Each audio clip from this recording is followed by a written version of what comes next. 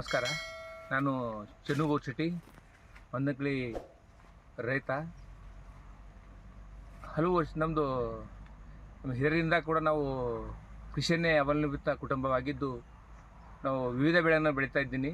ಇದಕ್ಕಿಂತ ಮುಂಚೆ ಶುಂಠಿ, ಕಬ್ಬು ಮತ್ತು ಅದಕ್ಕಿಂತ ಮುಂಚೆ ಕಲ್ಲಂಗಡಿ, ಇವಾಗ ರೀಸೆಂಟಾಗಲೇ ಪಪ್ಪಾಯಿ ಕೂಡ ಬೆಳೀತಾ ಇದ್ದೀನಿ.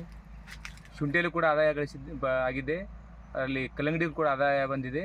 ಈ ಪಪ್ಪಾಯಿ ಕೂಡ ಆದಾಯ ಬರುವ 100% ನಿರೀಕ್ಷೆ ಇದೆ. ಪ್ರತಿ ಎಕರೆಗೆ ನನ್ನ ಪ್ರಕಾರ ಪಪ್ಪಾಯಲ್ಲಿ ಒಂದು 3 ಲಕ್ಷದಿಂದ 5 ಲಕ್ಷದವರೆಗೆ ಆದಾಯದ ನಿರೀಕ್ಷಣೆಯಲ್ಲಿದ್ದೀನಿ. 100% ಬಂದೇ ಬರುತ್ತೆ ಅಂತ ವಿಶ್ವಾಸದಿಂದ ಹೇಳ್ತಾ ಇದ್ದೀನಿ. ಅದೇ ರೀತಿ ಇದಕ್ಕಿಂತ ಮುಂಚೆ ಕೂಡ ನಾನು ಸಾವಯವ ಕೃಷಿಯನ್ನು ಬಹಳಷ್ಟು ಮಾಡ್ತಾಯಿದ್ದೆ. ಸ್ವಲ್ಪ ಈ ಮಳೆಗಾಲ ಕೊರತೆ ಹಾಗೂ ಒಂದು ಸ್ವಲ್ಪ ವಾತಾವರಣ ಏರ್ಪೇರಿಂದ ಸ್ವಲ್ಪ ಬಿಟ್ಟಿರೋದು.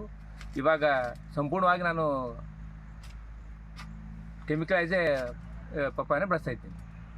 ಎಷ್ಟು ಎಕರೆಯಲ್ಲಿ ಪಪ್ಪಾಯ ಹಚ್ಚಿರಿ? 3 ಎಕರೆ ಪಪ್ಪಾಯ ಇದೆ. ಎಷ್ಟು ಆದಾಯ ಬರೋದು ನಿರೀಕ್ಷೆ ಇದೆ? ನನ್ನ ಪ್ರಕಾರ ಒಂದು 10-12 ಲಕ್ಷ ರೂಪಾಯಿ ಆದಾಯ ಬರೋ ನಿರೀಕ್ಷೆ ಇದೆ. ಯಾವ್ಯಾವ ಬೆಳೆ ನಿಮ್ಮಲ್ಲಿ ಈಗ ಒಟ್ಟು ನಿಮ್ಮ ಜಮೀನಿನಲ್ಲಿ ಯಾವ್ಯಾವ ಬೆಳೆ ಇದೆ? ಈಗಾಗಲೇ 3 ಎಕರೆ ಪಪ್ಪಾಯ ಇದೆ, ಮತ್ತು ಒಂದು 8 ಎಕರೆ ಕಬ್ಬಿದೆ.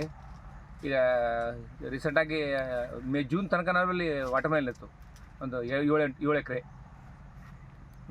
ಈಗ ಕೃಷಿ ಅಂದ್ರೇನು ಹಲವ್ರು ಏನದ ಅಂದರೆ ಕೃಷಿ ಭಾಳ ಕಷ್ಟ ಅದಪ್ಪ ಅಂಥೇಳಿ ವಲಸೆ ಹೋಗಿ ಬೇರೆ ಕಡೆ ಕೆಲಸ ಮಾಡ್ತಾರಲ್ಲ, ಅವರಿಗೆಲ್ಲ ಏನು ಹೇಳ್ಬೇಕು ಅನ್ನಿಸ್ತು ನಿಮಗೆ? ನನ್ನ ಪ್ರಕಾರ ಒಬ್ಬ ರೈತರಿಗೆ 5 ಎಕರೆ ನೀರಾವರಿ ಇದ್ರೆ ಒಂದು ಇಂಜಿನಿಯರಿಂಗ್ ಕೂಡ ಎಷ್ಟು ಗಳಿಸ ಅದಕ್ಕಿಂತ ಹೆಚ್ಚು ಗಳಿಸ್ಬೋದು ಅಂತ ನನಗೆ ವಿಶ್ವಾಸ ಇದೆ.